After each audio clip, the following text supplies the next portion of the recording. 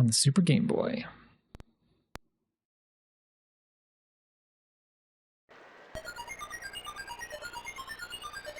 Kirby's Star Stacker.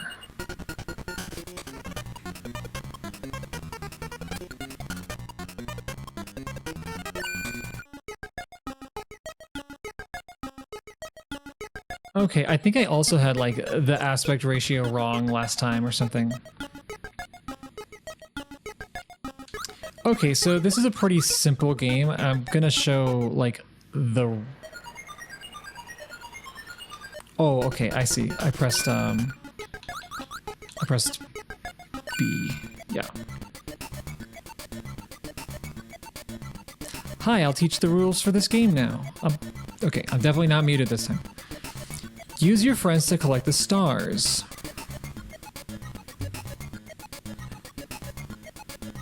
Sandwich stars between like friends to stack the stars. This one is a little bit loud.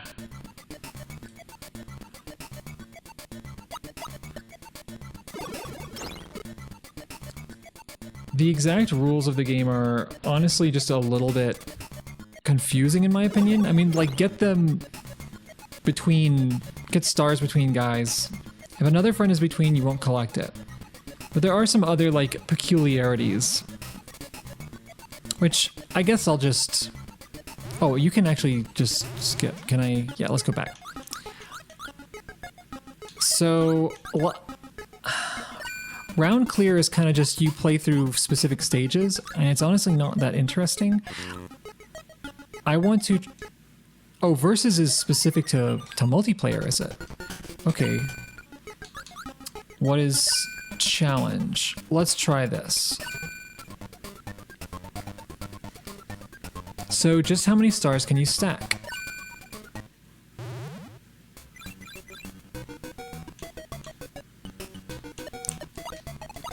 Okay, so we got Koo lined up at the bottom there.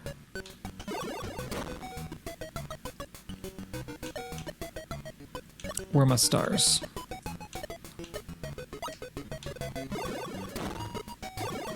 That's something. Yeah, there we go, stars. So after you clear stuff, it'll send stars over. And that's kind of it. So let's see, this one I'm gonna line up here. And then I can try to get something else.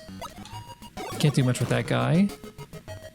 But I can do this. It clears a whole bunch at once. We send a bunch of stars, that should get the kind in the middle. And then this wave of stars doesn't do anything. Dude, that's kind of how you get combos. It's not really the most involved.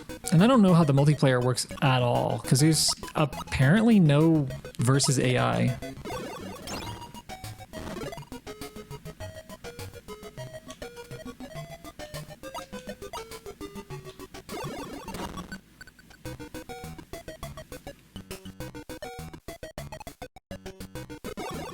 Okay, yeah, that lined him up. Need another Rick.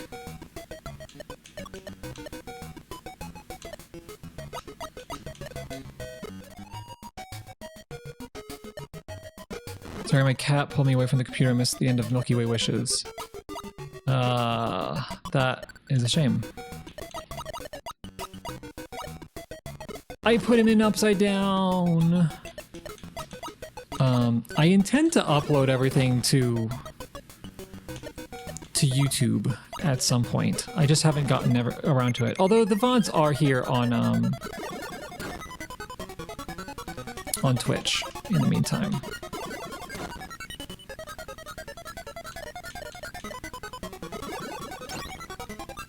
I see how I could have stacked that guy. There we go. There we go. That's a big one. We get nothing. Something? More?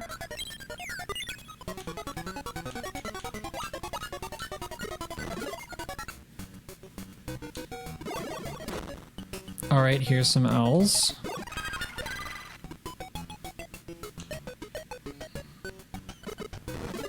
Oh, I see where the hamster should have been. Uh-oh.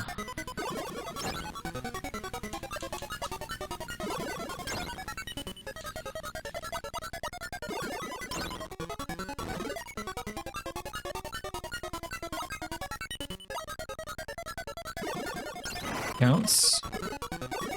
Get something. More. Another.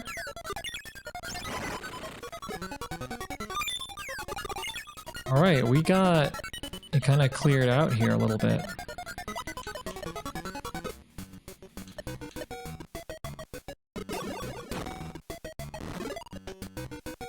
Okay, we can get some fish.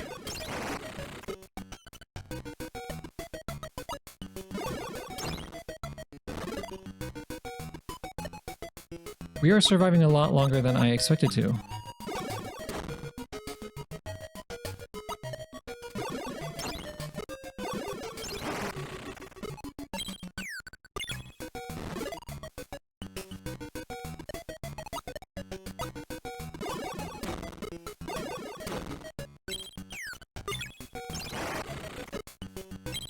And another one.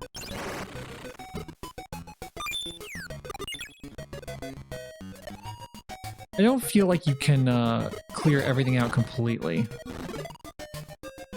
But that's not going to stop me from trying.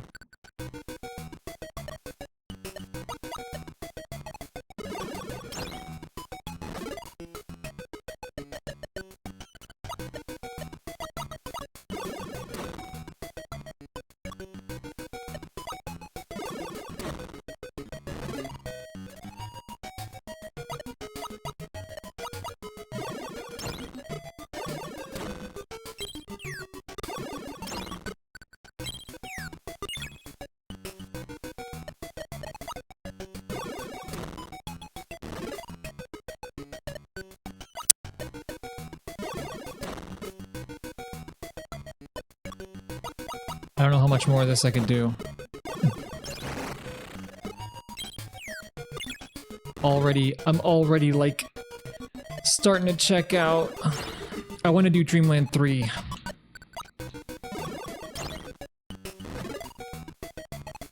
I thought I would lose a lot sooner, but I did not.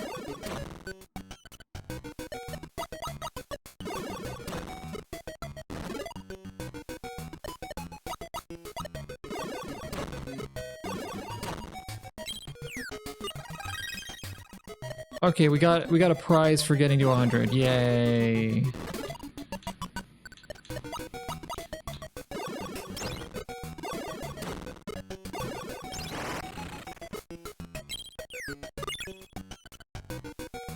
Okay, well, we're just gonna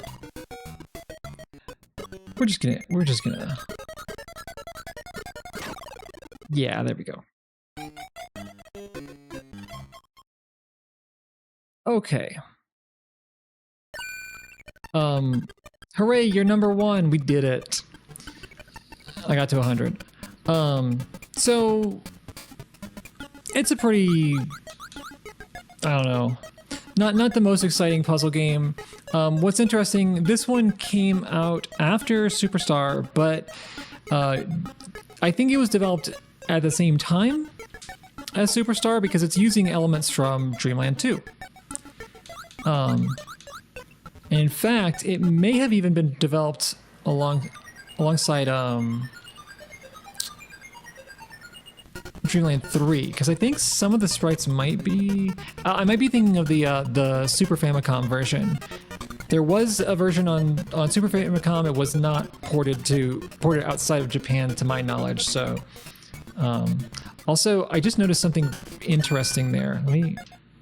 Yeah, on the title screen here is Kirby's house. So it shows up here too. So I find that pretty interesting because Kirby does have like a very like defined look for his house. Anytime Kirby's house shows up, it's always recognizable. Okay, that's enough of this one. The ads made it seem a lot cooler. Wait, you shouldn't be getting ads if you're a sub at this point. Oh, the ads for the game.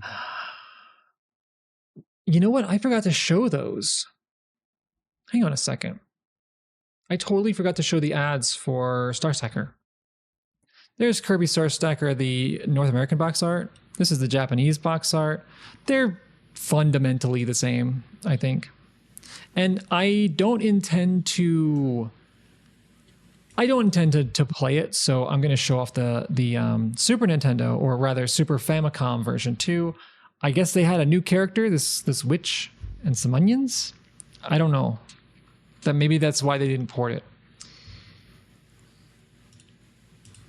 So let's see. Yeah, here's the Japanese commercial for the game. There was not, to my knowledge, there wasn't one in the US. If there was, I don't have it. Kirbyがアクションパズルゲームに初登場。 Oh yeah, they make it look どんどん星を集めよう。 they make it look so カービィのキラキラキッズ so romantic. ゲームボーイポケットでね。 They don't show much of the gameplay. That one was weird because I didn't really remember too much of.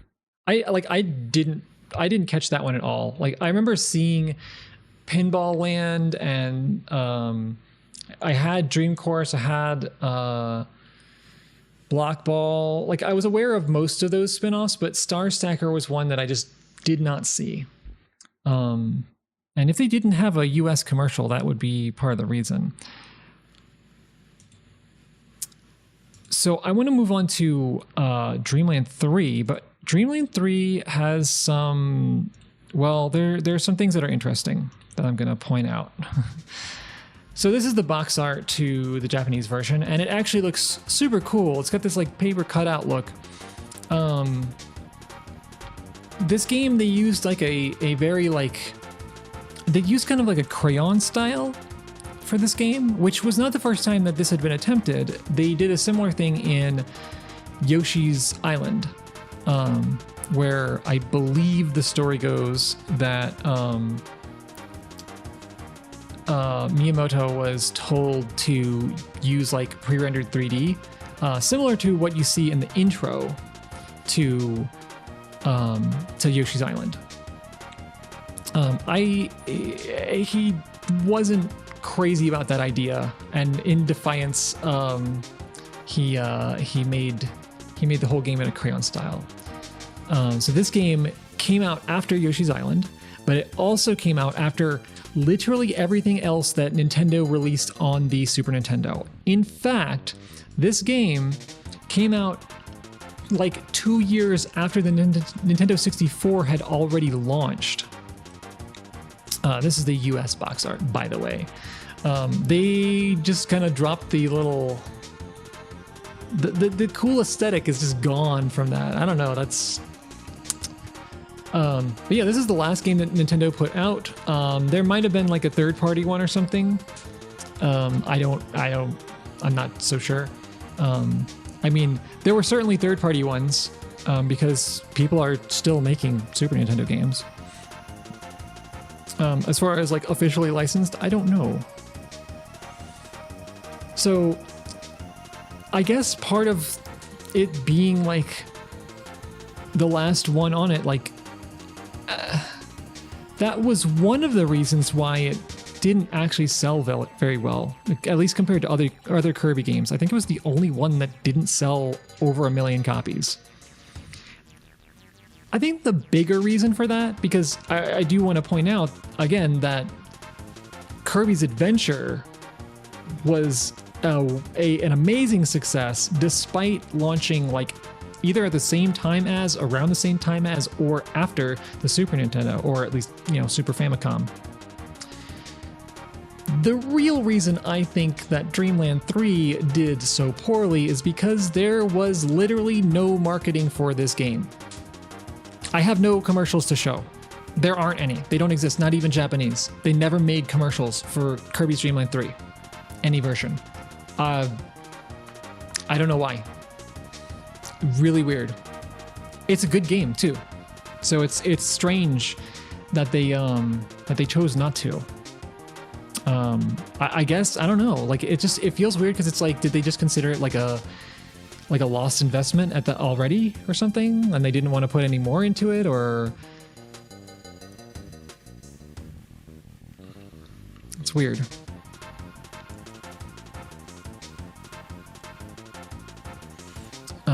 So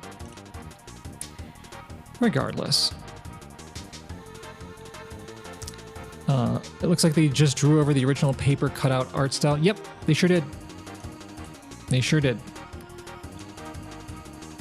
It lines right up. Gooey's eyes are pointing a different direction, but that doesn't really matter. They drew right over it. This will not be the first time or the last time. I don't know if this is the first time, but it is certainly not going to be the last time that the North American box art for a Kirby game is simply drawn over. They actually did this in the manual to Kirby's Adventure because the little story images were all in a crayon style. And they just drew over it, and they for some reason removed Kirby's little pack. He had a little wrapped up like lunch on a stick or something. Although all of that did appear in the intro within Kirby's Adventure in game, in a pixel art style, of course. And Kirby did actually have his little knapsack. But yeah, this is such a weird one. But I like it a lot. Of what I would describe as the Dark Matter trilogy, that's Dreamland 2, Dreamland 3, and 64, I'd say this is probably my favorite one. Nintendo. And it looks so good. The art style is honestly, it's an absolute winner.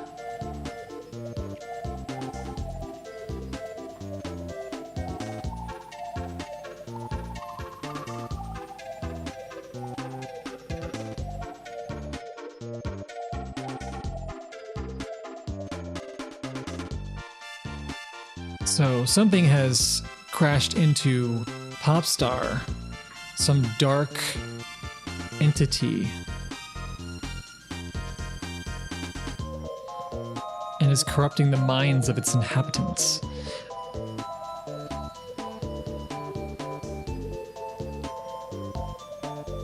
But fortunately, Kirby has some friends. I love this style here. Like, look at Choo Choo. She looks amazing. Also, we got Gooey. Unfortunately, I couldn't get multiplayer to work over the internet in time, but oh well.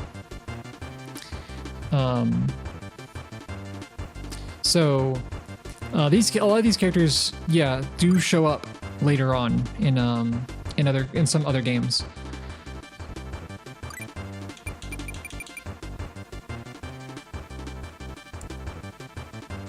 That we already saw in the intro. What do we got for option? We got a music note. Wait, what? Oh, okay. Oh shit. Hold up.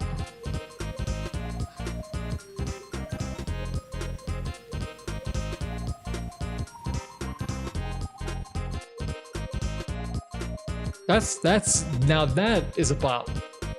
This game has some amazing music. Like, I think this has some of the strongest music in the entire franchise.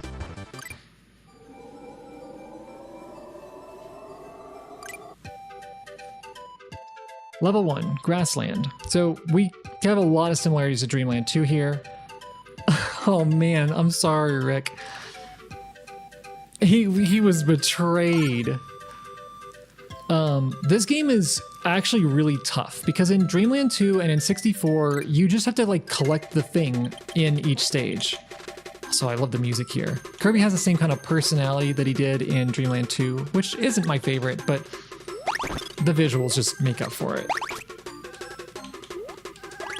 One thing about this game is, and I think it's the game, because like I've always noticed that about this one, and I'm noticing it now, there's a bit of input delay. It's not as bad as it was like on on some platforms,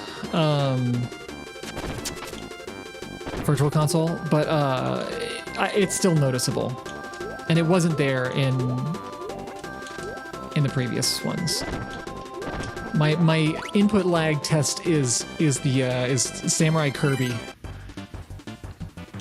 Okay, right away we're greeted to some excellent music. I mean, it's been bops the whole way. And now we have friends. So this game works mostly like Dreamland 2, the way the powers work. But now we get an animal helper, which we do by pressing a button. Oh, hi Gooey. Did you just eat the cutter?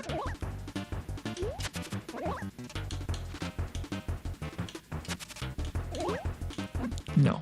Okay. We don't need you right now. I think it's this button. Yeah, here we go. Now we can use different abilities. It works just like it does in Dreamland 2, but we can also jump off of our friend, because we'll get rooms that just provide us with them. We don't have to beat a sub boss first, and we're not given just one chance. We can try out the different ones. So I'm going to take Nago because I really like him. And Rick's still there. He's not happy about the fact that we took someone else. They get so jealous.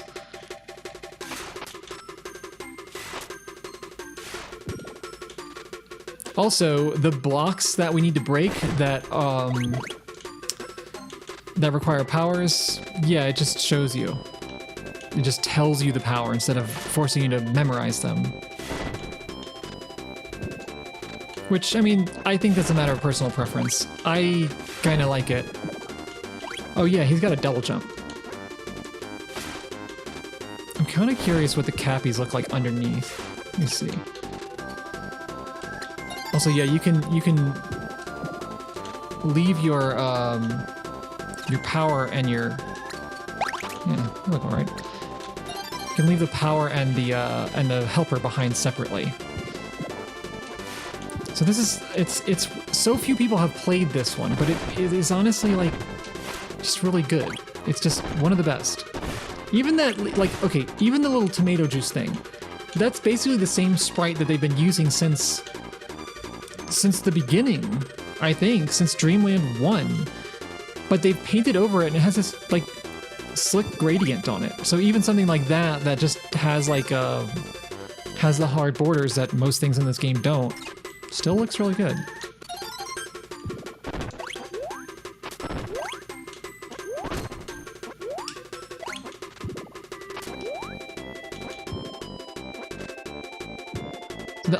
The icon to this level showed a like flower, and you want to pay attention to stuff like that. Oh yeah, this he kind of charges him up, and then you just go. Because the icon it shows, it's like kind of the character you're trying to help in that stage. And they're going to be tied to the objective in some way. This spark isn't really the best one with Nago, is it?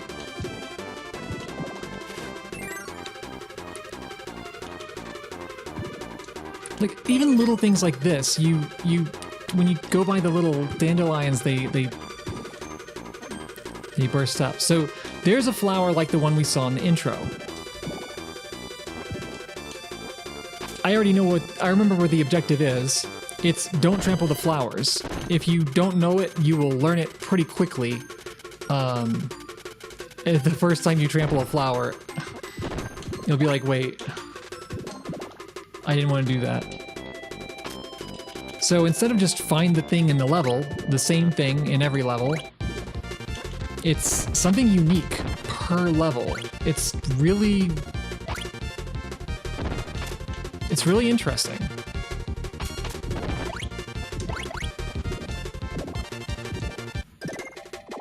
Oh, he actually gets a triple jump.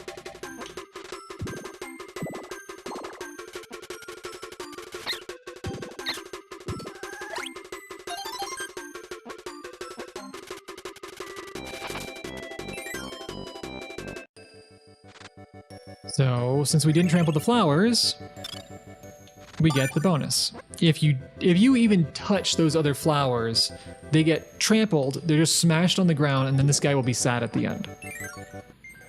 So that gives you like an immediate taste of what the okay, I'll take that. That's pretty good. Of what the objectives are going to be like. And yeah, I kind of briefly previewed it, but there is multiplayer in this game as well. You can create like Gooey, who is some kind of friendly dark matter. Also, this is a new ability. Broom. Yes, of course, the elemental power of Broom. I'm actually sad that this ability doesn't show up again, because Broom Header is like a kind of like permanent part of the game. Like it's been an enemy from the beginning and is like one of the iconic Kirby abilities, and yet you don't see it give a power too much.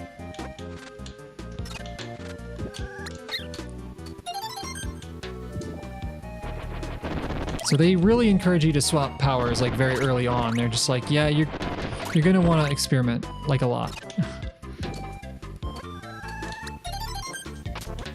I think they probably could have stylized those blocks a little bit more. All right, we got some new people. Also, like, they make faces. So when you get here, they're all happy to see you. If you pick someone else, there's a frame of like surprise. And then there's another frame of surprise when you get off of somebody. It's a different frame, I think. It might be the same one. No, I guess it's the same one.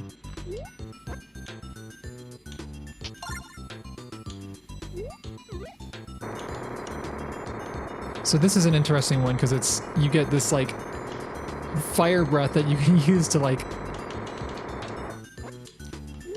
float up into the air. What did he have? Oh yeah, just spit flames. And this guy's name, what was his name? I don't remember it.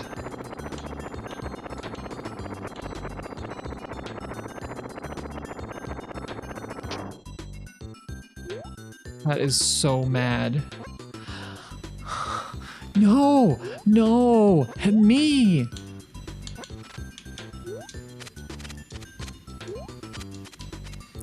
This is actually a really cool ability right here. So there are double the helpers that there were in Dreamland 2.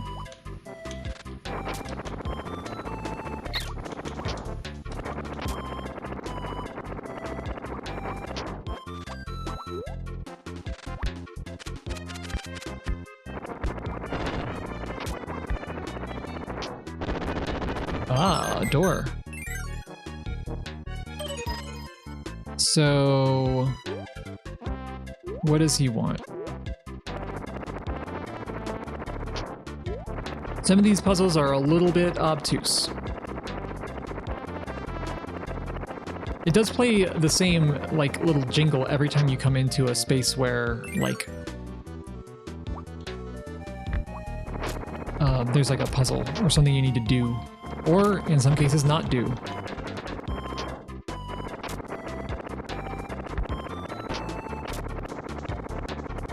Can I go back for characters at this point? I don't feel like I can. No. So I'll just continue forward and maybe it'll become evident. The guy looks like he's got kind of a spring or something. Sometimes you just have to show them something and they'll be happy. Like, especially if it's a guy in a room that you can't really interact with much otherwise.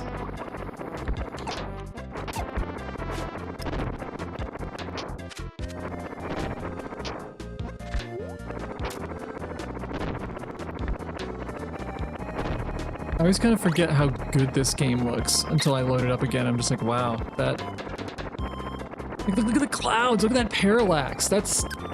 You do not see that much on SNES. So this game really shows off like the outer limit of what the system is capable of. I'm not totally sure how they... Like, a lot of this stuff... like this transparency here. I'm not 100% sure how they did that. I think that I wanted to eat that guy. I think the foreground transparency, they used something that like very, very few developers did, which is they used, I actually forget which mode it is. It might be like mode 8 or something like that. But everybody knows about mode 7. There were a lot of other modes. And in one of them, it was the like double resolution mode. The SNES was actually able to go up to a much higher resolution than most people realize. But I think it cut the frame rate or something. Whatever it was that this game did, they did something pretty neat. The foreground is in that mode. Like it's rendered in that double resolution mode. And then look at these guys. Look at how cute he is. Look at how cute he is. Evil. And then they like downscale it on the foreground layer. But at double resolution, every other pixel was empty. Because you can't do actual transparency effects on the SNES. So they just put a high resolution foreground with every other pixel missing, then scaled it down to the screen size to get it to look like this. And it's just like,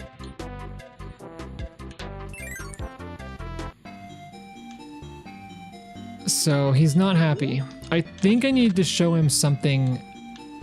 Usually it's like you want to show him like an ability that kind of like complements him. I think he wants to see oh, I think I might know what it is.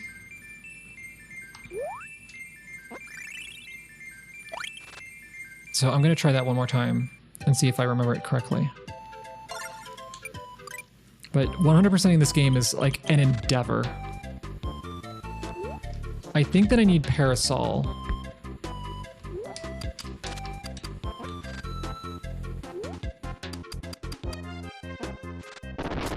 Would it be the same technique that Rare used for Transparency Fog in DKC? Maybe. So there was actually another way to do transparency, which is possibly what they're doing here. But I remember reading that they did use the double mode. Oops. It's so weird how you get rid of Gooey. You just eat him.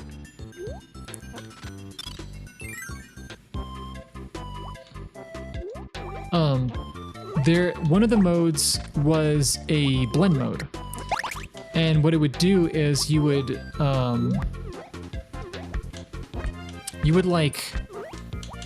have another layer, and it would be rendered like, instead of just putting the colors in front of what's behind them.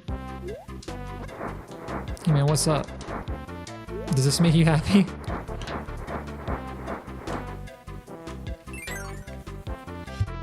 Instead of putting putting it in front, it would add the colors to what's behind. And there were like a few different ones.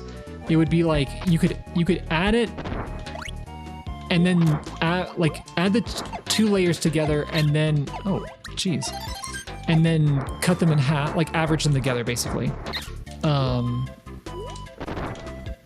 Or it was like add then half, add then double, subtract then half, subtract then double. And you pretty much didn't use like two of those modes like ever. I can think of a number of SNES games that do transparency with alpha blending, but the transparent layer in those games was always grayscale. It might have even been 1-bit color. So the SNES doesn't support alpha transparency at all. But it does have blend modes, which gets a very, very, very similar effect. And if it's grayscale, then they were functionally doing the same thing as alpha transparency. but rather than having a an opacity color stored in like the pixel color,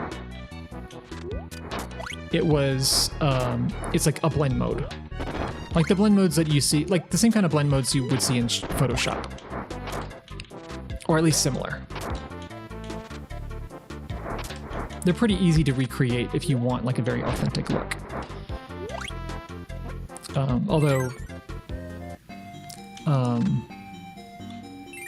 Alpha usually just gets the job done, because you can still use that to kind of recreate the look.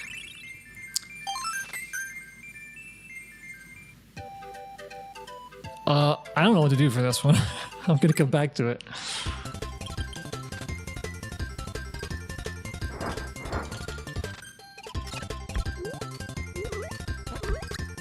She just like feeds Kirby.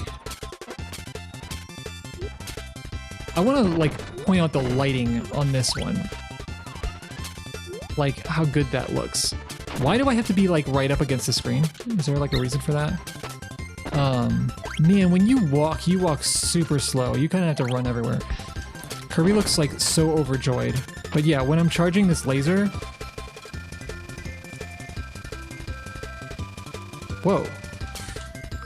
That looks really cool. There's some familiar faces.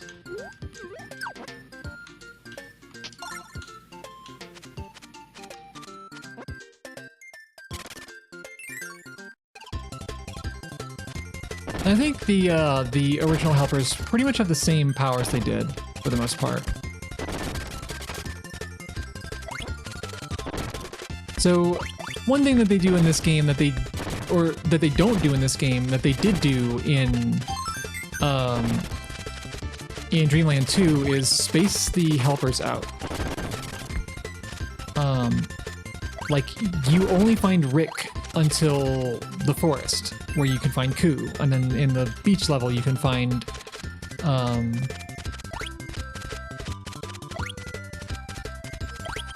Kine. I don't know what those little guys are.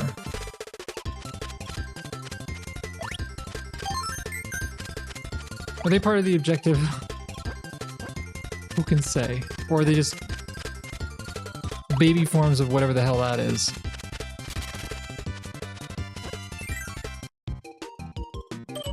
Oh, okay, this is just a mini game, so sometimes they do this.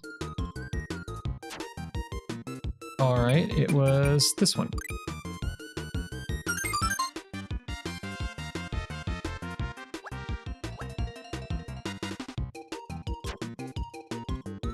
That one. 2 eyes.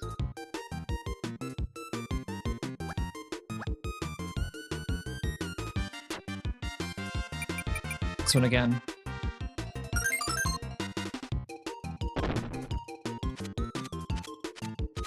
So that wasn't too difficult.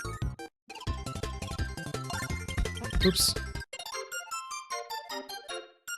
Wow, they give you very little time to react there. Especially with a helper.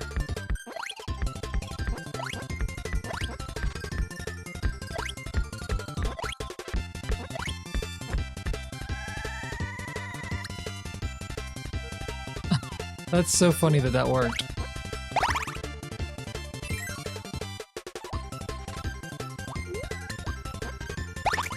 I always thought that was like one of the weirdest enemies. Just like some pink thing with a bow on a spring? And it's called Bouncy TV? Like, what do you mean? What a pitch that is. Alright, he's content. And for 100%, you have to get all of them. And I think 100% is not just like true ending, or is not just like a number on the screen like it was in Superstar. It's to get the true ending.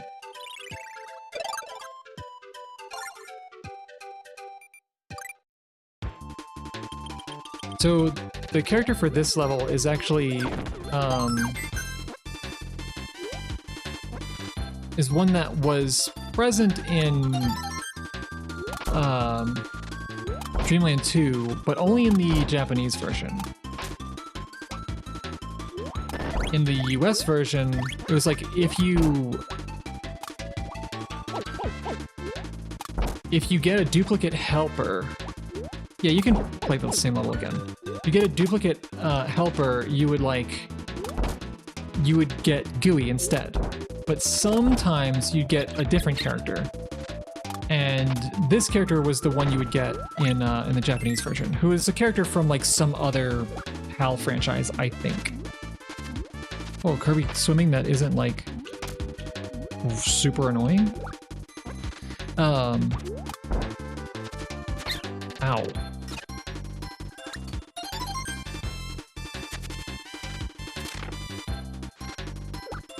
This must be a helper room. But in the US version, it was a character that looked very similar to Choo Choo. She was just like, she looked almost exactly the same, but she was like a completely round blob instead of having little tendrils. Swing her around. Man, Kirby just looks like he's blissful when he has her. Either that or she's just pushing his eyes down. No, because he's still doing it even when he swings. Uh-oh, is it a guessing game? My favorite. Pick a path. Okay, it's inconsequential. Those things kind of like replace the cannons. It's interesting. Like, scoop.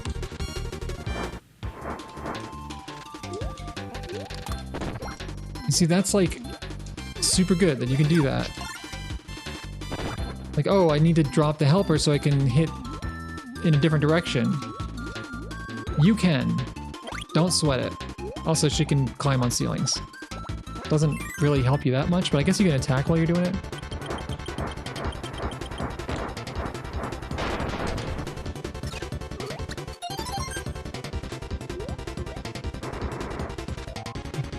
You can technically attack while you're doing it. So, a monkey, I think, is what that was. Completely different art style, but sure. I didn't see anything. Oh, it's like this little guy, I guess.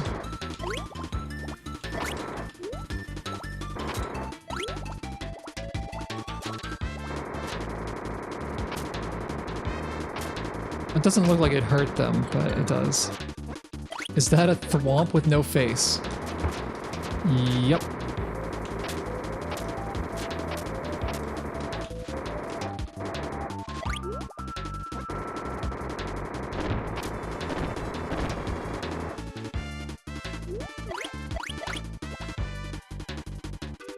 Even the Gordos, like you can kind of tell that they were like traced over from the original sprites, but they still look really, really good.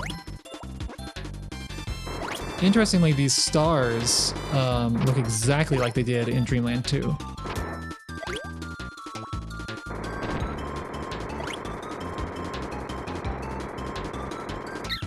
Ow.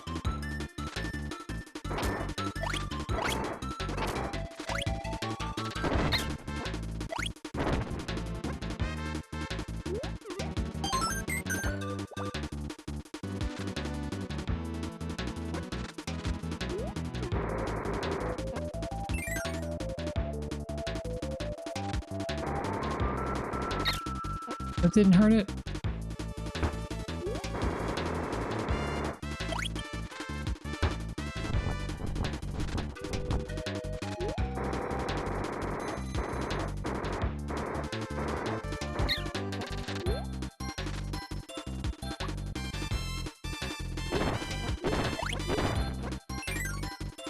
So we already got the guy. Yeah, that looks like a monkey. I don't remember her name. She has a name. Dude, she even has a turning animation?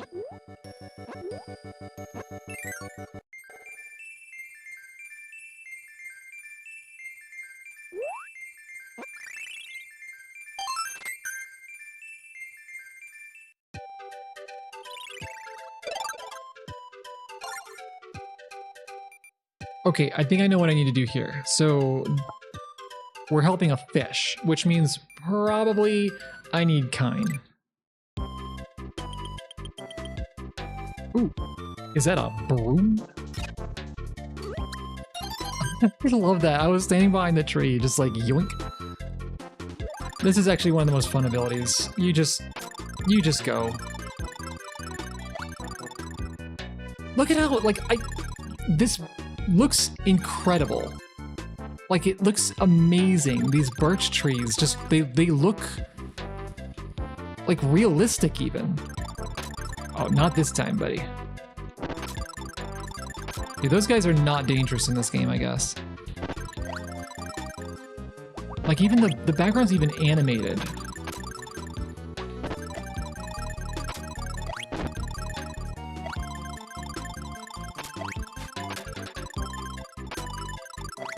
Okay, I'm actually really curious, though. What does this look like without the shader? It still looks very, very good. But it looks like a really low res photograph, whereas here they just, I don't know. That might be down to personal preference as well, but I feel like this is what it was supposed to look like.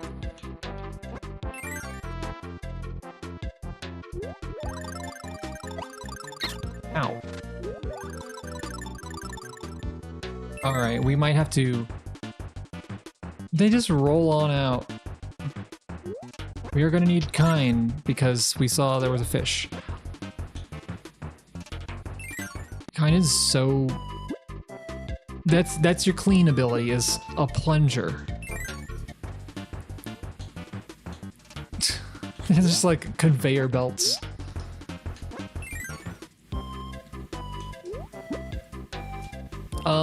I'd like something other than the plunger.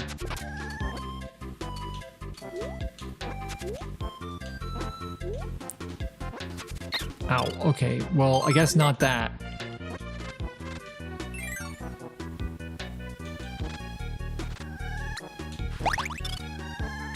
Parasol? Alright. I feel like Kine's not quite... He's gonna make me regret saying this, I know, but I feel like he's not quite as bad as he was, like, in terms of speed, for sure. In terms of abilities, jury's out. This one's not so great. But like, he can jump way higher than he could before. He can go a lot faster.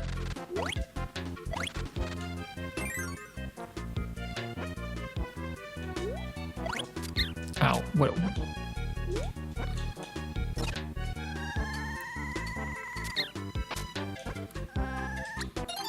That tree sprite must have taken some artistic restraint. It's not easy to just make 95% of your sprite one flat color and still make it look rich and complex. Yeah. Wow, those guys are kind of nasty.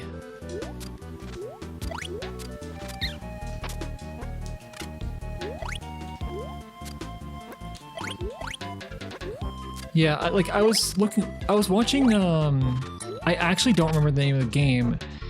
It's like a, it feels like a Donkey Kong Country 2 fan game, where you play as like a duck and a turtle, and the game looks amazing, it plays amazing, it's great, but it really was making me think how like pixel art just feels kind of like a lost art form, or at least the specific kind of pixel art that this is. I mean, honestly, calling this pixel art is even debatable because it looks like they're just like low-res images.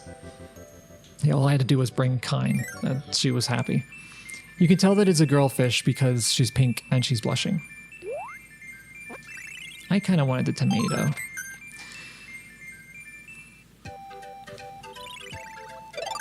I don't know what the hell this guy is. This is the first thing. Like, what or second thing. What are you, man? I like this music. I'm gonna say those trees there are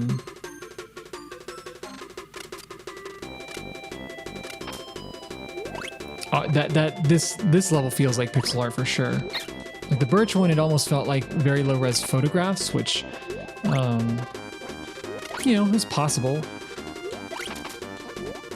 These trees here, I think they're using the double res scale down technique for that. Okay, Kine, you have undergone great improvements, but wait. Wrong button.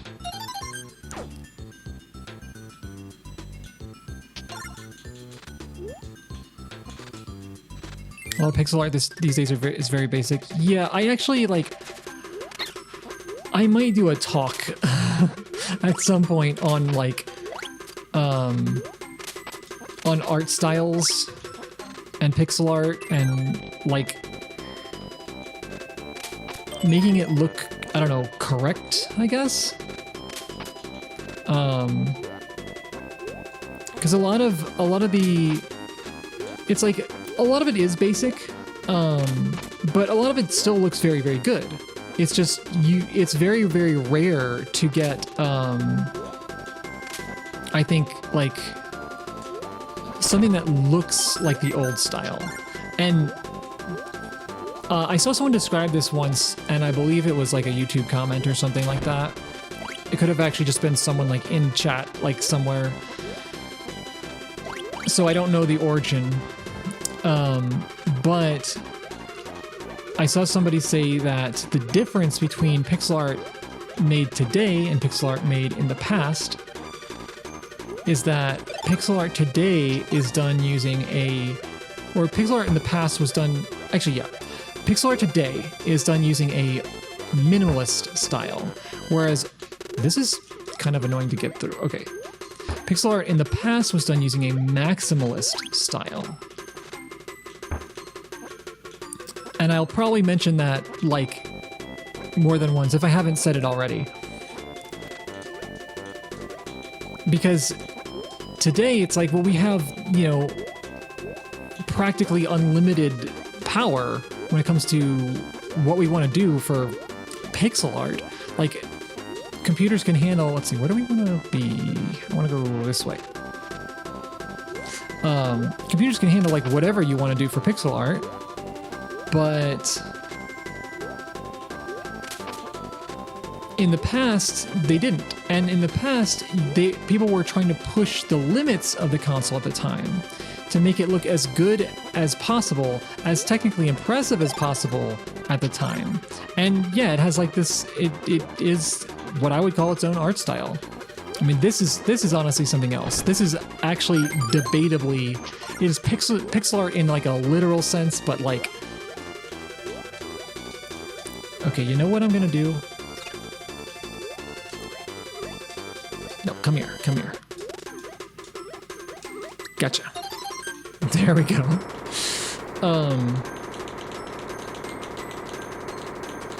But yeah, it's like there's a difference between trying to push the limits of the hardware and just trying to make it look old. So you end up with some styles that are like not quite right. So to make pixel art look authentic, you have to make it a maximalist style, and that's really hard to do. Because, well, if you make it maximalist, it looks like, I don't know, RDR2. You know, it looks like something with just the best graphics you've ever seen. Like, this is real life. That's maximalist. Oh, these guys are not friendly.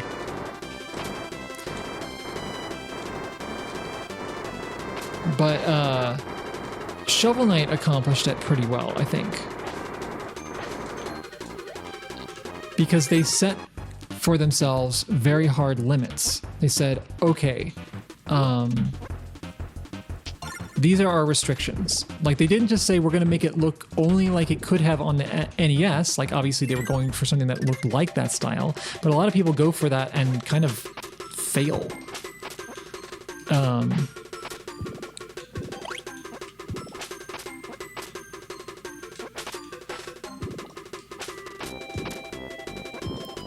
So because you can set the hard limits and it still doesn't necessarily look like it did, because at the time they did so many little tricks to get like a tiny bit more power. So if you just say, oh, well, they could only have sprites up to this size, then you'll end up with something that doesn't look good, because the sprite size on NES was actually 8 by 8.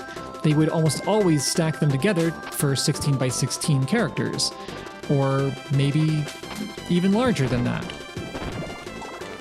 Right at the beginning, you know, Mario was 16 by 16, but would power up to like, could you? There we go. Would power up to like 32 by 16, or 16 by 32, I suppose. Why does that not hit those? I would even theorize that the Donkey Kong Country sprites must have undergone a lot of per pixel retouching. Definitely. I think that in that absence, it would not look that great. What am I doing in this level? Like, what's my objective here? Am I just going to the bottom? I'm still in the mode of like, I gotta look out for the secrets. There's gotta be one, and there still might be. Uh-oh. Uh-oh. I'm so sorry, Nago.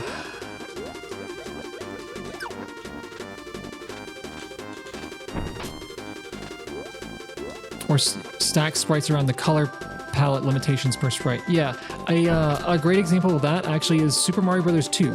Very early example. I mean, the easiest example of that is Mega Man.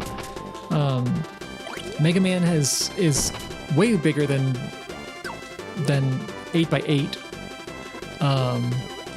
Or even 16 by 16. And he's got a face. He goes like, the color limit for an NES sprite is 4. And that includes transparency. Transparent counts as a color. So if you want to have a transparent background on your sprite, which you probably do, that's 3 colors. That's nowhere near enough. So he's got 2, oh, okay, that was all I needed to do, yeah. He's got 2 shades of blue on him, and then he's got like 3 colors on his face.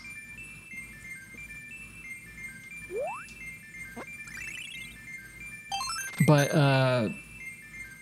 in Mario 2, and I like to point this out to people because a lot of people forget it, because during like the, I guess, Wii U era, Nintendo kind of started pushing Blue Toad.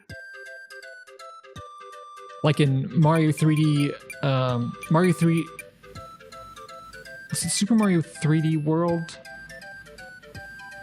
I don't know why I can't remember the name of the game. I think that was it. Wispy.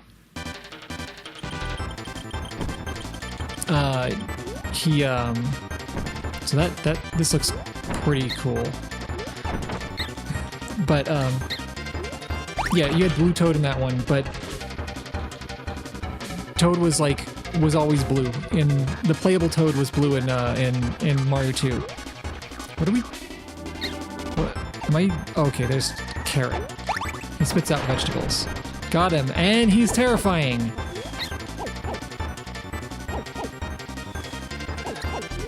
This is like the scariest that Wispy Woods has ever been. And I think we're gonna find out the reason. There's definitely lore behind it.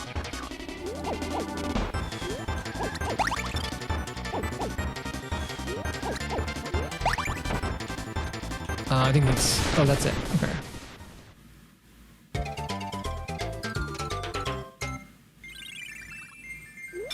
Okay, I guess they don't show it. But they showed it in the intro. Dark Matter was reaching out to Wispy Woods. So presumably he was like possessed by Dark Matter there. He's gonna wake up and be like, this is not where I was. With no means by which to move back. Ripple Field.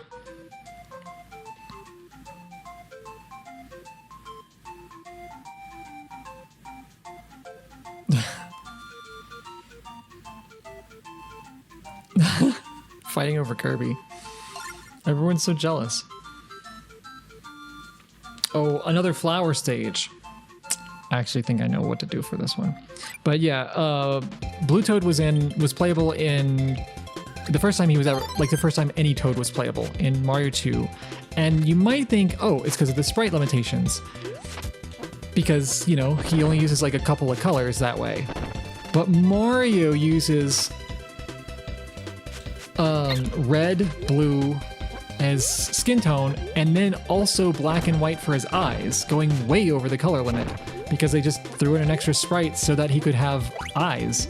And yeah, they kind of did the same thing with Toad. They just, like, they could have made him red and blue like Mario. They just chose not to. I always find that interesting. Which has led me to say Blue Toad, True Toad.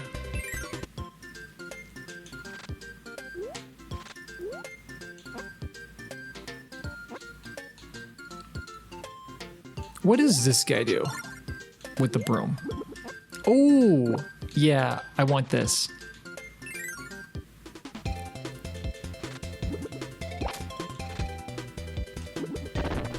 Clean is such a strange ability. Like, I guess it's like... I guess the reason that they haven't brought it back is because it's so varied. Like, each character has a different way of cleaning. Also, this one is weird. Like, what am I doing exactly? I just swing them and water comes out? Am I using like a bucket?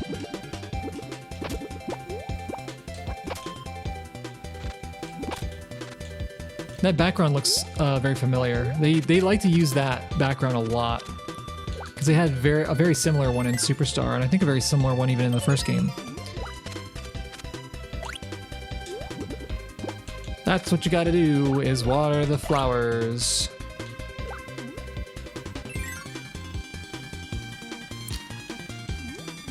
I will say this sort of design is not my favorite because, like, I remember a lot of this game, like what you need to do.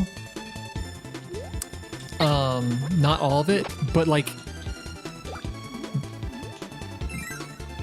the requirements aren't present anymore. Like, you can get them in this level, but it's just like, oh, which helper? You kind of just have to guess on your first try, so it kind of forces you to replay the levels, which isn't my favorite. I like being able to, like, 100% the level, individual levels on the first try. If you know, play really well. Yoshi's Island does that really well, because you have to do it all, and you have to get all the things in that level on one go. Also, I think you can still trample these guys.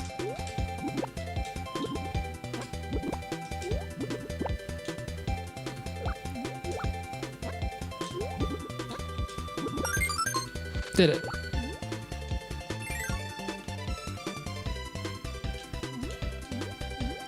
But I think this game makes up for it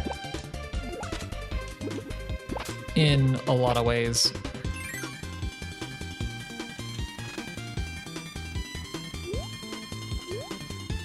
The way the camera works, okay, the camera's not one of the ways that it makes up for it, that's for sure. Because, like, you run towards, like, the end of the screen until you pick up a little bit of speed, and then you'll, like, the camera will shift over. One thing that I guess is kind of nice is once you get the objective, like, you can just be like, all right, I'm over it. Let's get to the end of the level. Because it gives you a little jingle when you get it. Look at this tree.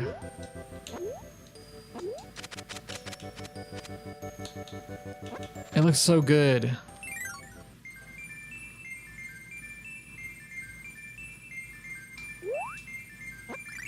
I missed.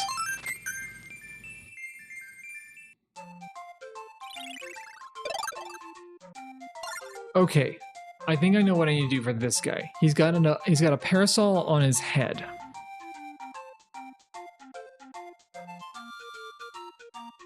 I think I need to mimic that.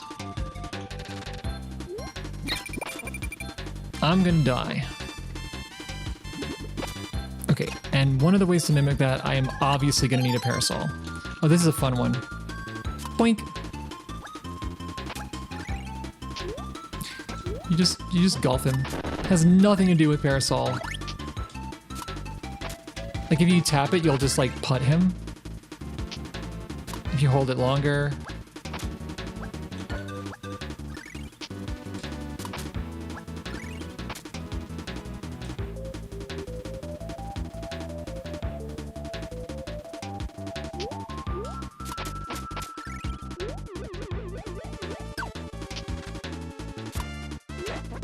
Oh, I can't believe that worked.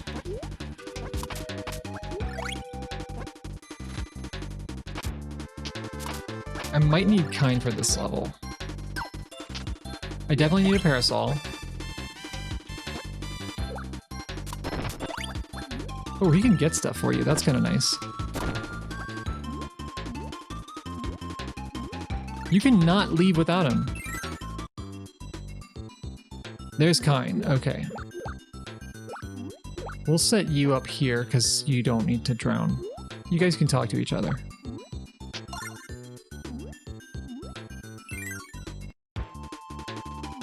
This kind does this. And that's what that guy looked like. Also, yeah, we definitely want him for this section. Hopefully we survive.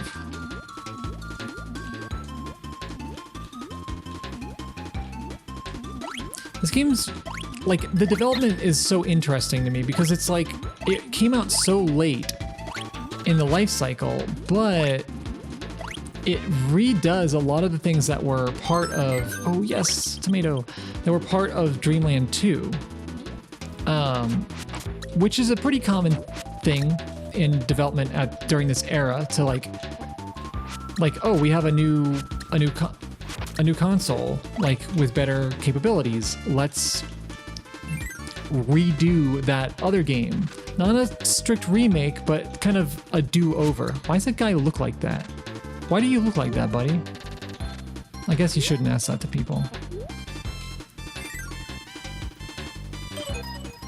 Hey man, I'm just like you. Isn't that fun? Yeah.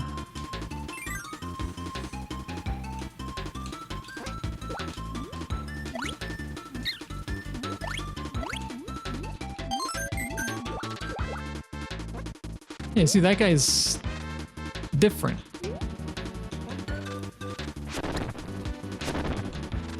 Star Fox 64, yeah, Star Fox 64 is a great example of that. Because, I mean, honestly, Star Fox just in general is such a we're gonna keep kind for this level, actually. Such a great example on both levels of different things that I've been talking about. Because, like, Star Fox on Super Nintendo was really, really trying to push the hardware, honestly, further than it could go. I think they gave it a shot. They tried it. It was very cool. And then, you know, Star Fox 64 was basically a remake, oh no, of the first, of Star Fox and Star Fox 2, which didn't, I don't remember if it didn't release at all. I think it didn't release at all. And then, like, you know, until later. They have since released it. Oh man, another one of the bops.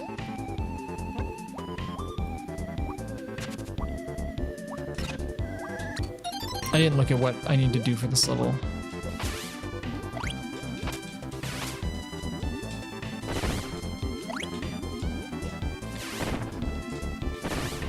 But even like some games like A Link to the Past to an extent. Like obviously it had a ton of new ideas, but it reused most, well, it reused a lot of concepts from the original in a way that was like not a remake in the way that Star Fox 64 was, but a like, hey, we have I kind of want to, oh, I'm sorry, Rick. He just cries as he descends into the water and drowns.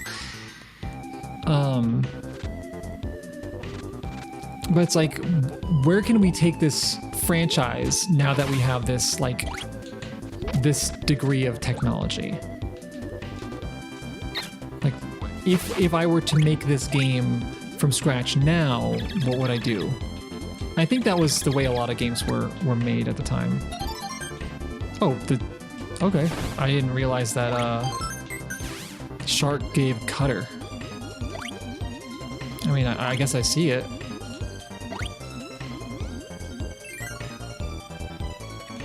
I think I want to do a whole, like, discussion on that. Like, showing off games that, oh, okay, it's just a minigame. That really, like, that were clearly designed with the console in mind.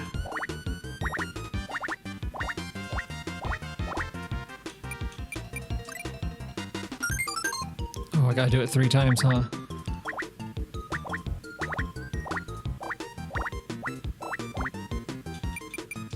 Gotta pick a different pot, man.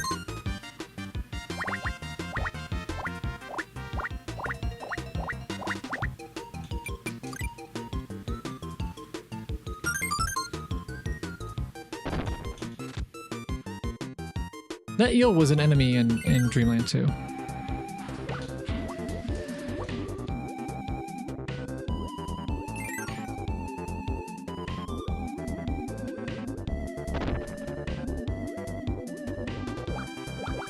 I don't know why some of the fire guys are just like different.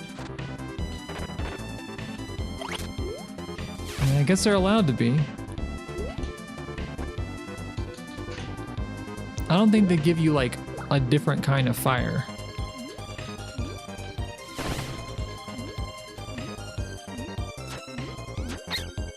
Ow. Well, they got little propeller tails. Weird. And he goes really fast in the water now.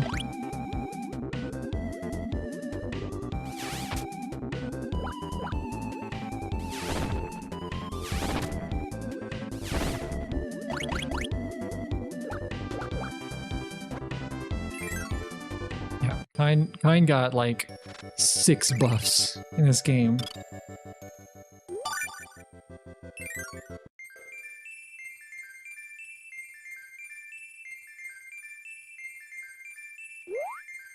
Tomato!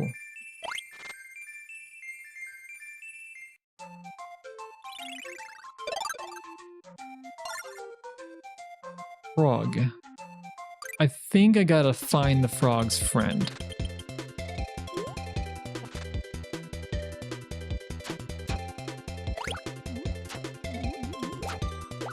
This stage reminds me a lot of a stage from Rye Star. Also, I have no idea where I'm going. Oh, that might be part of the intention, huh? Hey guys, we're gonna stick with Kine.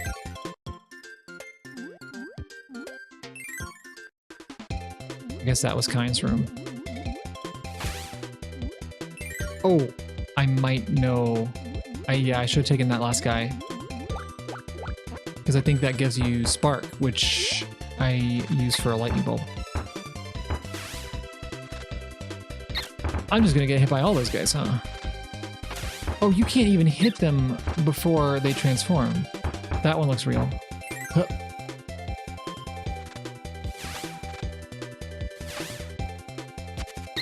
Ow. Just spit in my face. Oh, if you break their web, they just die. What are these little guys?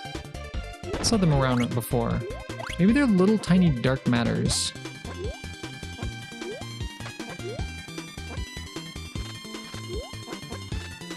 If so, we're just gonna have to live with that as part of Dreamland from now on.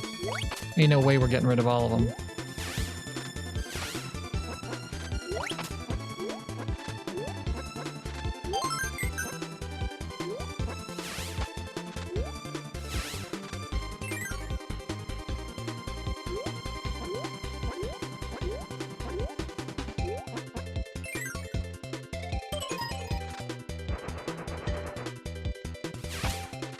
Okay, there's the frog. We gotta be up higher, and it looks like Needle.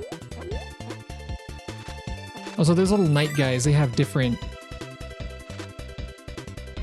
They all have different, abilities.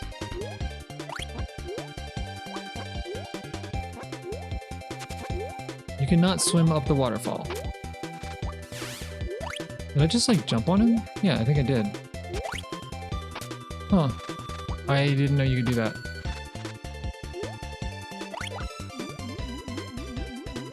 Squishy, you're in a different style. Did you like not get the memo?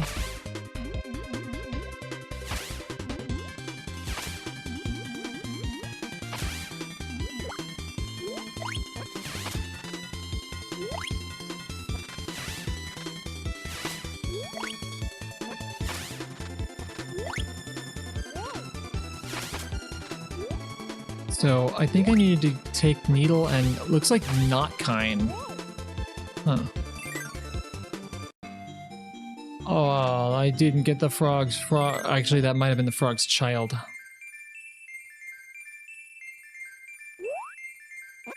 Dang.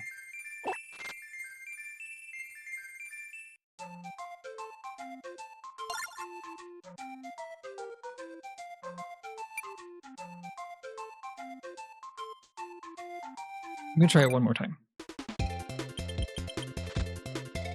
I think I need Needle and Poo. What's over here?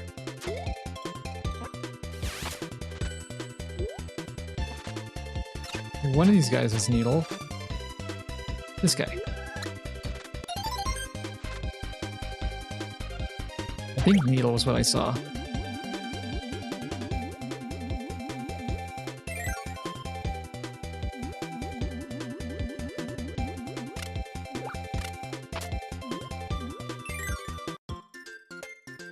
Oh, okay.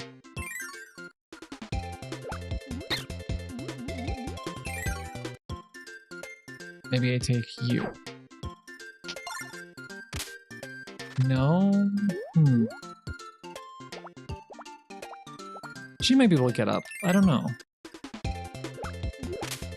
I hope I don't have to bring a character from a different stage. Because that would be a little bit tedious. Maybe I do need the... Oh. Let me try that, actually. Let me try the lightning bulb.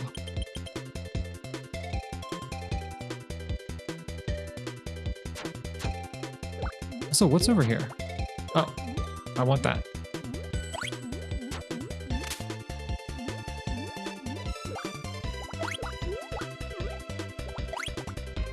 Just a little bit slow in water.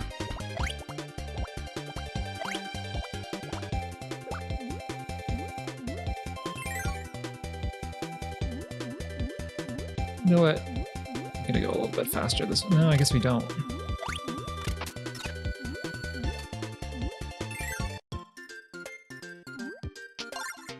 Alright, we have Kine.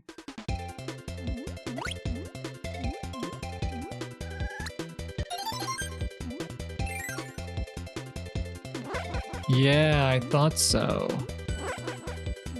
So there might be like a hidden door. He does not shoot the bulb anymore, though.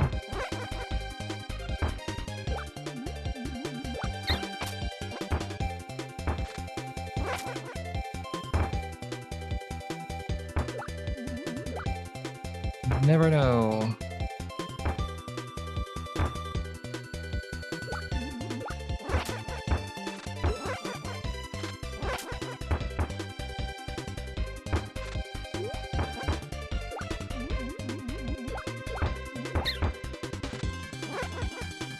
Aha! There it is.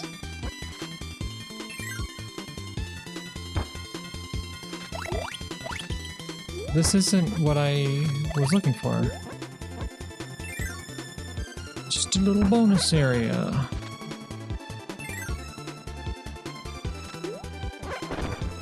Oh!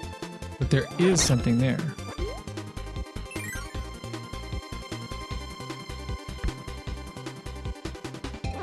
I think I want to keep this.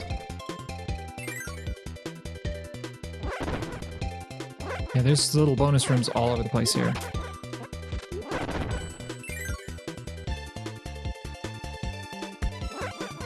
Yeah, I don't want to lose my light.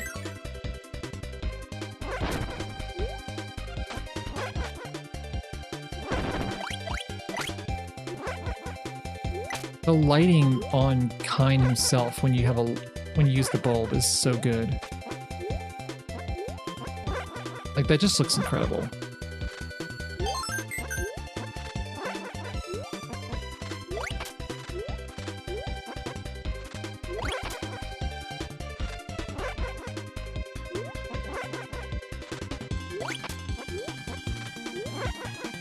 Thought so.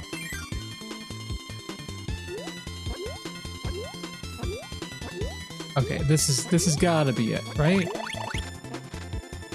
It goes up higher than the other one, so surely... Whoa! Okay. Haven't seen this guy in a minute.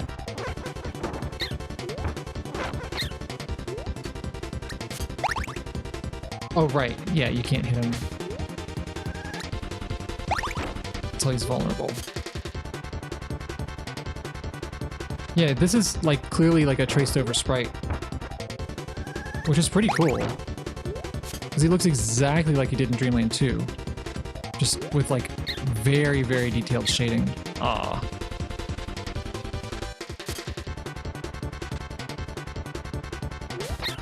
I can't quite get around this guy.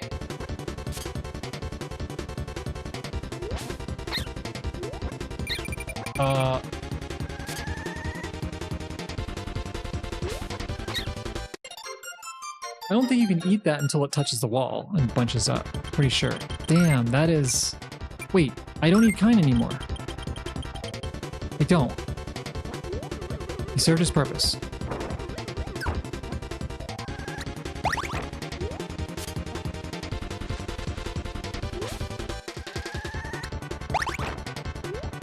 Maybe I was making it really hard on myself though.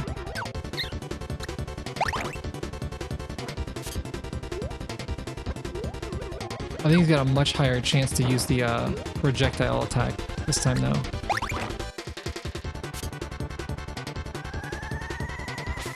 No, yeah, you do absolutely have to wait for it to hit the wall.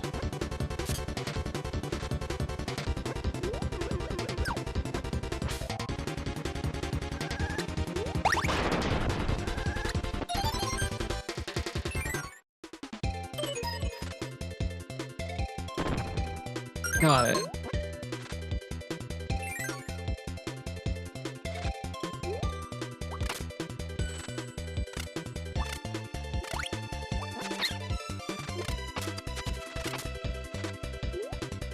No, I think that might be a Kine thing then, being able to jump on enemies. Or maybe just a helper thing.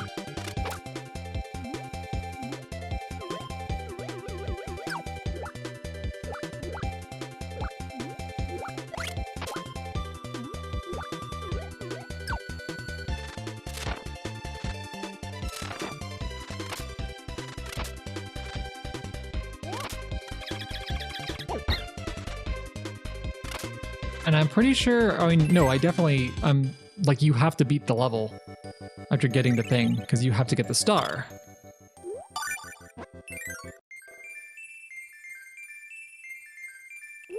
Oh.